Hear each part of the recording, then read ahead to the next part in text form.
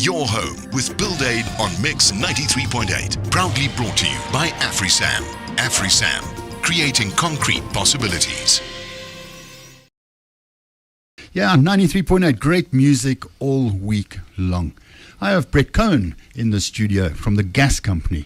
We're going to be chatting about gas, but more particularly bottles. Gas bottles, I think they're more commonly referred to as cylinders.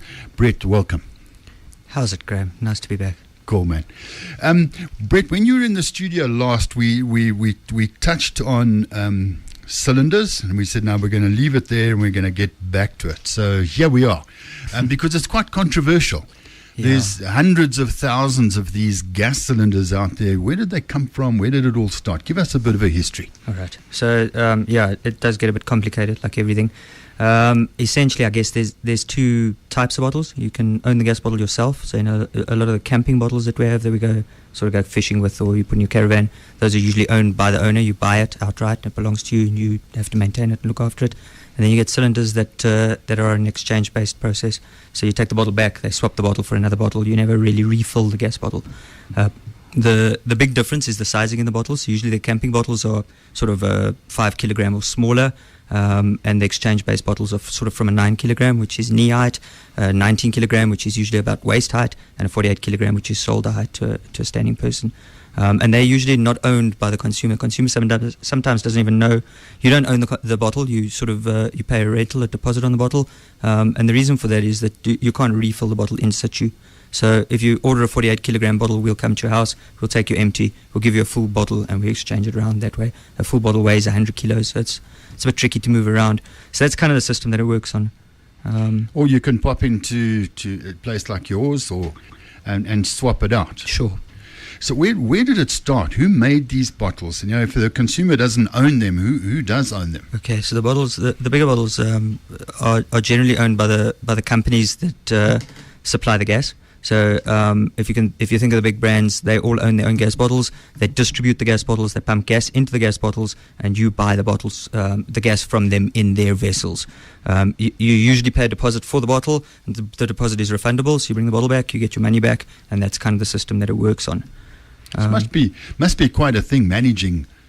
How many bottles are out there? There's a lot of bottles out there. We've got in the vicinity of 90,000 gas bottles out in the market, and some of the bigger players have got a lot more than that.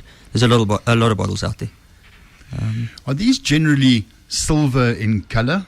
I know some are orange. Yeah. Is that a sort of norm? No, there's no specification what colour they need to be. Some of the industrial gases have got specific colours that denote this has got CO2 or this has got oxygen in it. With LPG, the bottle can be painted any colour. The colour that your bottle has to be registered with our Safety Association, who's our governing body. So there are regulations around how the bottles look, but sort of it's a marketing decision what colour you want your bottle to be. I was sitting with a friend of mine outside of town in Jane First in Limpopo, and we were looking at his name was Eddie Ratsoma, and we were looking at all the chickens and the goats and that in the street, and I said, Eddie, how do you know which one is yours? He said, no, they know which ones they are. Which brings me to a question: is all these bottles, how do you guys know who belongs to who? Right, so it used to be really simple. There was a time when you could take any gas bottle to any gas bottle supplier, and he'd exchange it and just swap it around for another gas bottle. Like everything else, or it seems like everything else in the world's got a little more complicated nowadays. Bottles have become a sticky issue.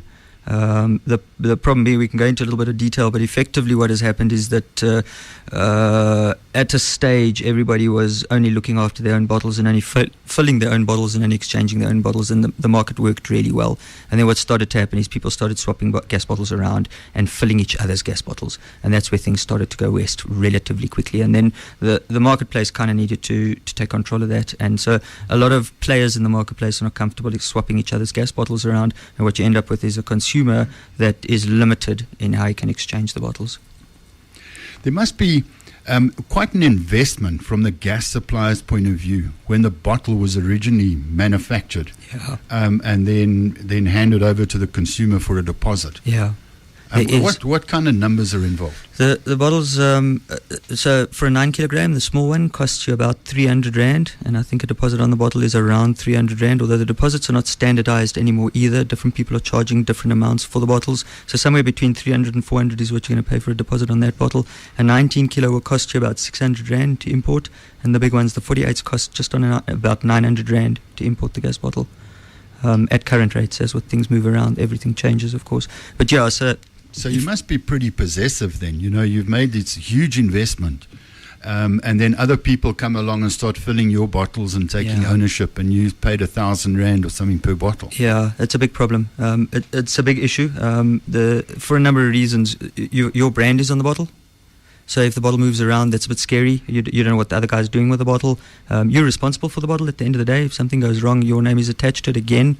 And also you can't guarantee the quality of the product that's in there, or even that the bottle is being filled to capacity if people that you don't trust or you don't know, you're not even affiliated with, are filling the bottles and distributing them.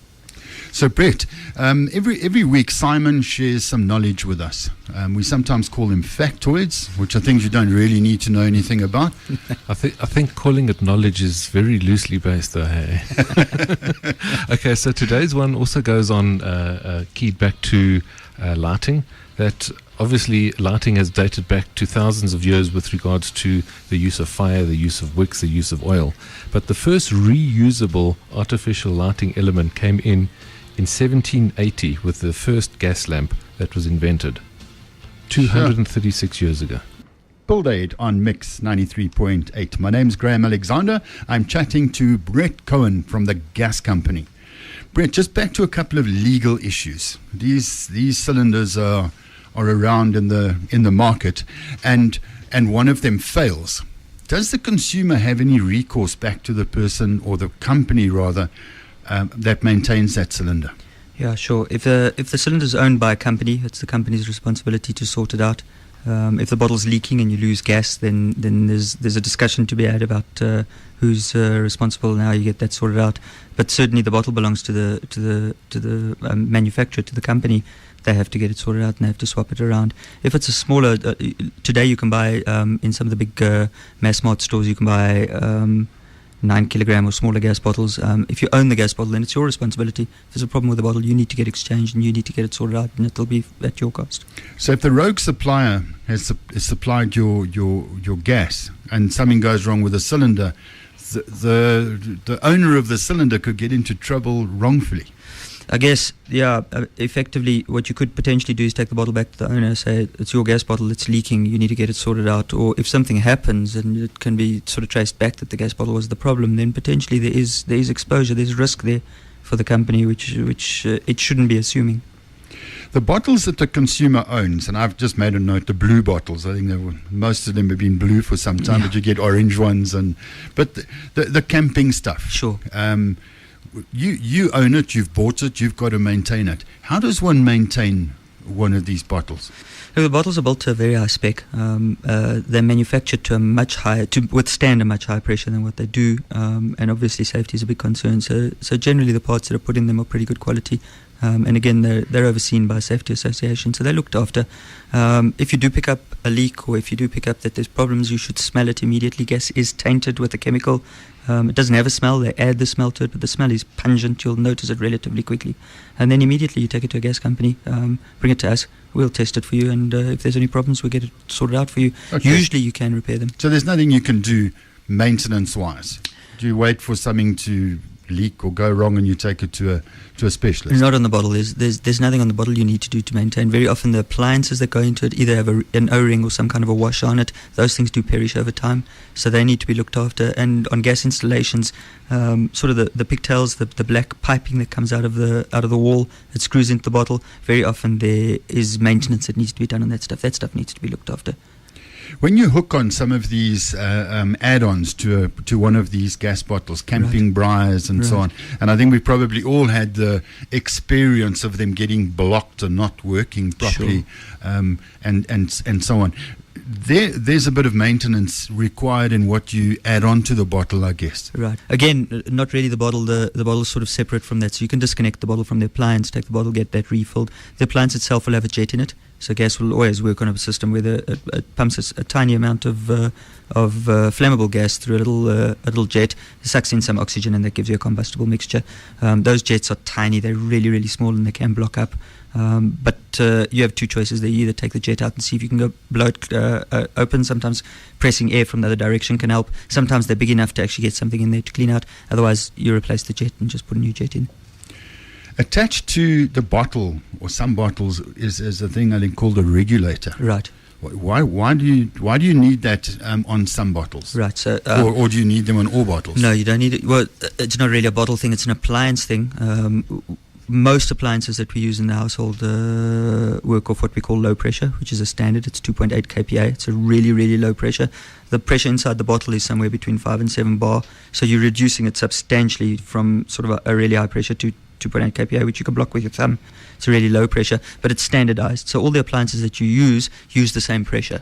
So regardless of what the pressure is in your bottle, you're going to reduce that pressure to a pressure that's standardized, that you can use, and that's safe. You're not pumping huge volumes of gas down the line. So if there is any problem, it's quite a slow sort of flow of gas that's coming out on the other side. And that's the basic idea behind a regulator.